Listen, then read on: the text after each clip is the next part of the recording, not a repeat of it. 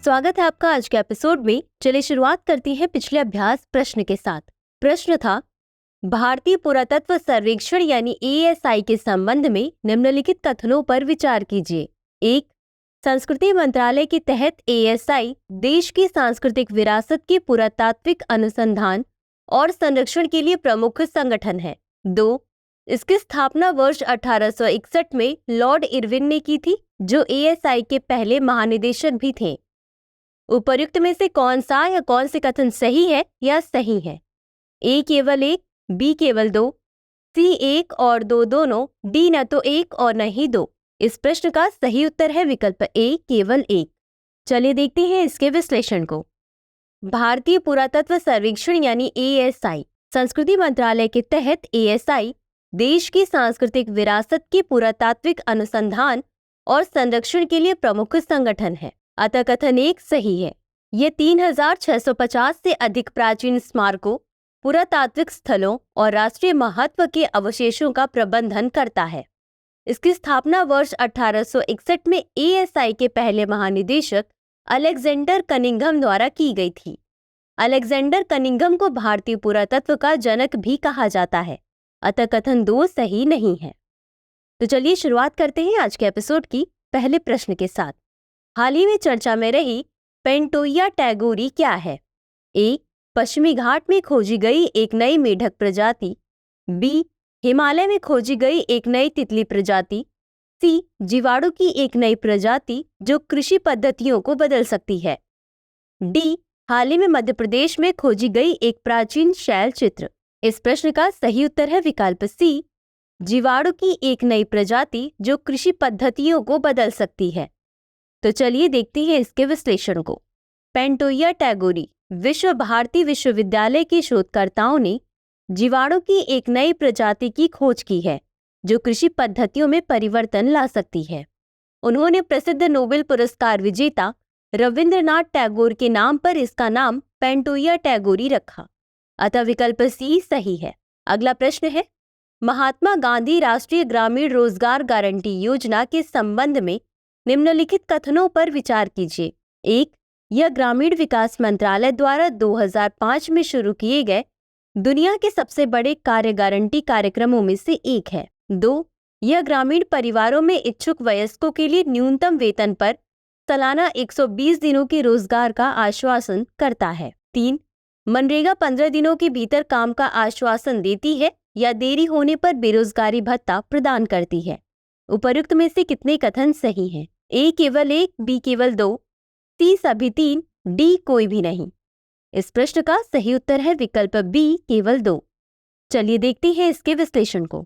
महात्मा गांधी राष्ट्रीय ग्रामीण रोजगार गारंटी योजना मनरेगा ग्रामीण विकास मंत्रालय द्वारा वर्ष 2005 में शुरू किए गए विश्व के सबसे बड़े रोजगार गारंटी कार्यक्रमों में से एक है।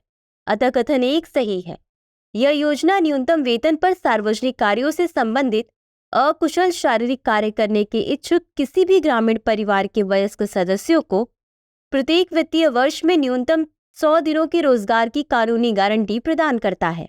अतः कथन 2 सही नहीं है।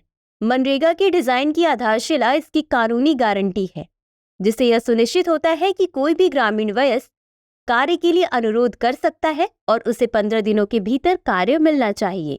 अतः कथन 3 सही है। यदि यह प्रतिबद्धता पूरी नहीं होती है तो बेरोजगारी भत्ता प्रदान किया जाना चाहिए। अगला प्रश्न है, निम्नलिखित कथनों पर विचार कीजिए। 1. शाही ईदगाह मथुरा में एक 3 गुंबद वाली मस्जिद है जो कृष्ण जन्मभूमि मंदिर के निकट स्थित है। 2. उपासना स्थल अधिनियम 1991 जो 15 अगस्त 1947 को अस्तित्व में था, किसी भी उपासना स्थल की प्रकृति को बदलने पर रोक लगाता है। 3. यह अधिनियम प्राचीन एवं ऐतिहासिक स्मारकों पर लागू नहीं होता है।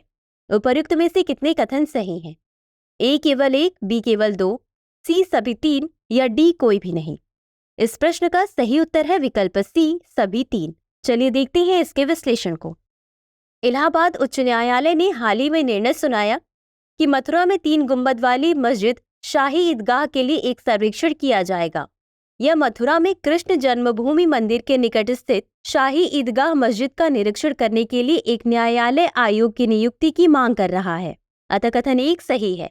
उपासना स्थल अधिनियम 1991 जो 15 अगस्त 1947 को अस्तित्व में था, किसी भी उपासना स्थल की प्रकृति को बदलने पर रोक लगाता है। इसमें किसी भी पूजा स्थल के रूपांतरण पर रोक लगाने के साथ उनकी धार्मिक प्रकृति के रखरखाव को सुनिश्चित करने पर बल दिया गया है। अतः कथन 2 सही है। यह अधिनियम प्राचीन संस्मारक तथा पुरातत्वीय स्थल और अवशेष अधिनियम 1958 के तहत शामिल प्राचीन और ऐतिहासिक स्मारकों पुरातात्विक स्थलों पर लागू नहीं होता है। इसमें उन मामलों को भी शामिल नहीं किया गया है जिनका समाधान पहले ही हो चुका है या ऐसे विवाद जो आपसी समझौते से हल किए गए हैं। अतः कथन 3 सही है। अगला प्रश्न है, integrated case management information system के संबंध में निम्नलिखित कथनों पर विचार कीजिए। 1. ICMIS सर्वोच्च न्यायालय द्वारा अपनाया गया अगली पीढ़ी का हाइब्रिड डेटाबेस है। 2.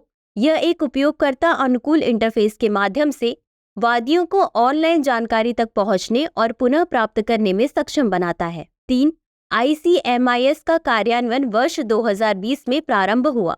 उपर्युक्त में से कितने कथन सही हैं? A केवल 1, B केवल 2, C सभी 3, D कोई भी नहीं। इस प्रश्न का सही उत्तर है विकल्प B केवल 2। चलिए देखते हैं इसके विश्लेषण को। Integrated case management information system यानी ICMIS सर्वोच्च न्यायालय यानी सुप्रीम कोर्ट द्वारा अपनाया गया अगली पीढ़ी का हाइब्रिड डेटाबेस है। यह मामलों से संबंधित विभिन्न सूचना स्रोतों को एकत्रित करता है, जैसे मामले की स्थिति, आदेश, निर्णय, अपील आदि। अतः कथन 1 सही है। ICMIS एक उपयोगकर्ता अनुकूल इंटरफेस के माध्यम से वादियों को ऑनलाइन जानकारी तक पहुंचने और पुनः प्राप्त करने में सक्षम बनाता है। यह मामलों की प्रगति पर वास्तविक समय अपडेट भी प्रदान करता है। अतः कथन 2 सही है। ICMIS केस दाखिल करने तथा निस्तारण में हेरफेर और देरी को कम करने में मदद करता है। यह ई-फाइलिंग पोर्टल के माध्यम से मामलों और दस्तावेजों को ऑनलाइन दाखिल करने की सुविधा भी प्रदान करता है। वर्ष 2017 में लॉन्च किया गया integrated case management information system ने उच्चतम निपटान संख्या प्राप्त करने में महत्वपूर्ण भूमिका निभाई। अतः कथन 3 सही नहीं है। अगला प्रश्न है, निम्न पर विचार कीजिए। 1. समृद्धि के लिए हिंद प्रशांत आर्थिक संरचना। 2. हिंद महासागर रिम एसोसिएशन। 3. अंतर्राष्ट्रीय सौर गठबंधन। उपर्युक्त में से कितने संगठनों में भारत और अमेरिका दोनों सदस्य हैं? A केवल 1, B केवल 2, C सभी 3 या D कोई भी नहीं। इस प्रश्न का सही उत्तर है विकल्प B केवल 2। चलिए देखते हैं इसके विश्लेषण को। भारत और संयुक्त राज्य अमेरिका संयुक्त राष्ट्र, G20, दक्षिण पूर्व एशियाई देशों का संगठन, क्षेत्रीय मंच, अंतर्राष्ट्रीय मुद्रा कोष, विश्व बैंक और विश्व व्यापार संगठन सहित बहुपक्षीय संगठनों में निकटता से सहयोग करते हैं। भारत हिंद प्रशांत आर्थिक संरचना पर संयुक्त राज्य अमेरिका के साथ साझेदारी करने वाले 12 देशों में से एक है। अतः विकल्प 1 सही है। भारत हिंद महासागर रिम एसोसिएशन यानी IORA का सदस्य है, जिसमें संयुक्त राज्य अमेरिका एक संवाद भागीदार है। अतः विकल्प 2 सही नहीं है। वर्ष 2021 में संयुक्त राज्य अमेरिका भारत में मुख्यालय वाले अंतर्राष्ट्रीय सौर गठबंधन में शामिल हो गया और वर्ष 2022 में United state agency for international development में शामिल हो गया। अतः विकल्प 3 सही है। अगला प्रश्न है, निम्नलिखित युग्मों पर विचार कीजिए जिनमें एक तरफ ज्वालामुखी क्षेत्र और दूसरी तरफ देश दिए गए हैं। 1. माउंट अरारत, तुर्की। 2. कामचटका प्रायद्वीप, रूस। 3. आइजफ जल्ला जोकुल, आइसलैंड। उपर्युक्त में से कितने युग्म सुमेलित हैं? A केवल 1, B केवल 2, C सभी 3 या D कोई भी नहीं। इस प्रश्न का सही उत्तर है विकल्प C सभी 3। चलिए देखते हैं इसके विश्लेषण को। विश्व में ज्वालामुखी प्रवण क्षेत्र, मध्य महाद्वीपीय बेल्ट, इस श्रृंखला में आल्प्स पर्वत, भूमध्य सागर, स्ट्रोम्बोली, वेसुवियस, एटना आदि। एजियन सागर, माउंट अरारत, तुर्की, एल्बर्स, हिंदुकुश और हिमालय के ज्वालामुखी शामिल हैं। अतः युग्म 1 सही सुमेलित है।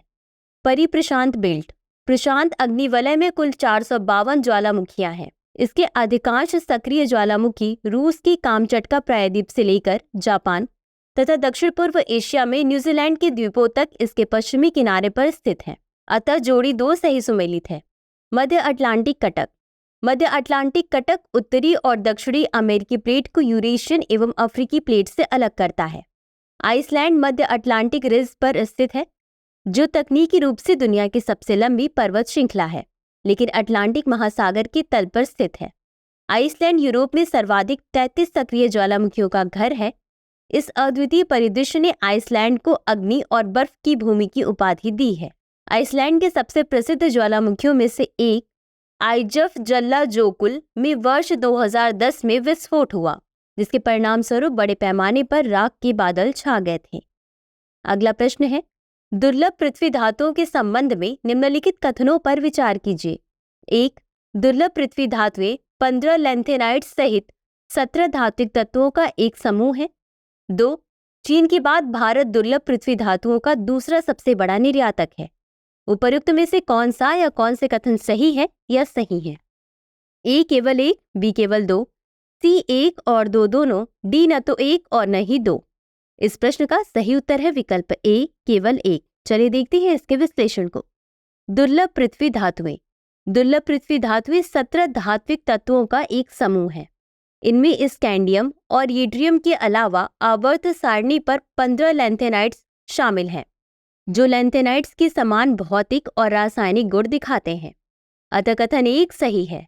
दुर्लभ पृथ्वी धातुओं का सबसे बड़ा निर्यातक चीन है, उसके बाद ऑस्ट्रेलिया है। अतः कथन 2 सही नहीं है।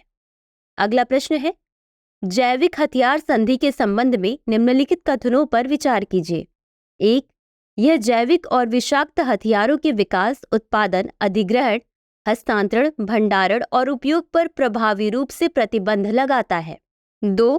यह सामूहिक विनाश के हथियारों की एक पूरी श्रेणी पर प्रतिबंध लगाने वाली पहली बहुपक्षीय निरस्त्रीकरण संधि थी।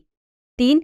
यह संधि 185 राष्ट्रों की पार्टियों और 4 हस्ताक्षरकर्ता राष्ट्रों के साथ लगभग सार्वभौमिक सदस्यता तक पहुंच गई है। उपर्युक्त में से कितने कथन सही हैं? ए केवल 1, बी केवल 2, सी सभी 3, डी कोई भी नहीं। इस प्रश्न का सही उत्तर है विकल्प सी सभी 3। चलिए देखते हैं इसके विश्लेषण को। जैविक हथियार संधि यानी BWC, ये जैविक और विषाक्त हथियारों के विकास, उत्पादन, अधिग्रहण, हस्तांतरण, भंडारण एवं उपयोग को प्रभावी ढंग से प्रतिबंधित करती है। अतः कथन 1 सही है। यह सामूहिक विनाश के हथियारों की एक पूरी श्रेणी पर प्रतिबंध लगाने वाली पहली बहुपक्षीय निरस्त्रीकरण संधि थी। अतः कथन 2 सही है। WMD के प्रसार को प्रतिबंधित करने की अंतर्राष्ट्रीय समुदाय के प्रयासों में BWC एक प्रमुख तत्व है और इसने जैविक हथियारों के विरुद्ध एक मजबूत मानदंड स्थापित किया है। यह संधि 185 राष्ट्रों की पार्टियों और 4 हस्ताक्षरकर्ता राष्ट्रों के साथ लगभग सार्वभौमिक सदस्यता तक पहुंच गई है। अतः कथन 3 सही है। अगला प्रश्न है, वर्ल्ड हैप्पीनेस रिपोर्ट 2023 निम्नलिखित में से किसके द्वारा जारी की जाती है? ए विश्व बैंक, बी सतत विकास समाधान नेटवर्क, सी विश्व स्वास्थ्य संगठन, डी संयुक्त राष्ट्र विकास कोष। इस प्रश्न का सही उत्तर है विकल्प बी सतत विकास समाधान नेटवर्क। चलिए देखते हैं इसके विश्लेषण को। वर्ल्ड हैप्पीनेस रिपोर्ट 2023 संयुक्त राष्ट्र सतत विकास समाधान नेटवर्क ने वर्ल्ड हैप्पीनेस रिपोर्ट 2023 जारी की। यह देशों की खुशहाली के आधार पर रैंक प्रदान करती है। अतः विकल्प बी सही है। वर्ष 2012 से इंटरनेशनल डे ऑफ हैप्पीनेस समारोह के हिस्से के रूप में वर्ल्ड हैप्पीनेस रिपोर्ट प्रत्येक वर्ष 20 मार्च के आसपास जारी की जाती है। निरंतर छठे वर्ष फिनलैंड खुशहाली के मामले में शीर्ष पर है तथा डेनमार्क दूसरे स्थान पर है एवं तीसरे स्थान पर आइसलैंड है। भारत 136 देशों में 126वें स्थान पर है, जो इसे विश्व के सबसे कम खुशहाल देशों में से एक बनाता है। तो चलिए देखते हैं आज के अभ्यास प्रश्न को। पीर पंजाल पर्वतमाला के संदर्भ में निम्नलिखित कथनों पर विचार कीजिए। 1. यह लघु हिमालय क्षेत्र में पहाड़ों की एक श्रृंखला है। 2. यह लघु हिमालय की सबसे बड़ी पर्वत श्रृंखला है। 3. यह कश्मीर घाटी को जम्मू क्षेत्र की पहाड़ियों से अलग करती है। उपर्युक्त में से कितने कथन सही हैं? ए केवल 1, बी केवल 2, सी सभी 3, डी कोई भी नहीं। तो इस प्रश्न का उत्तर कमेंट बॉक्स में जरूर दें। आज के लिए बस इतना ही। शुक्रिया।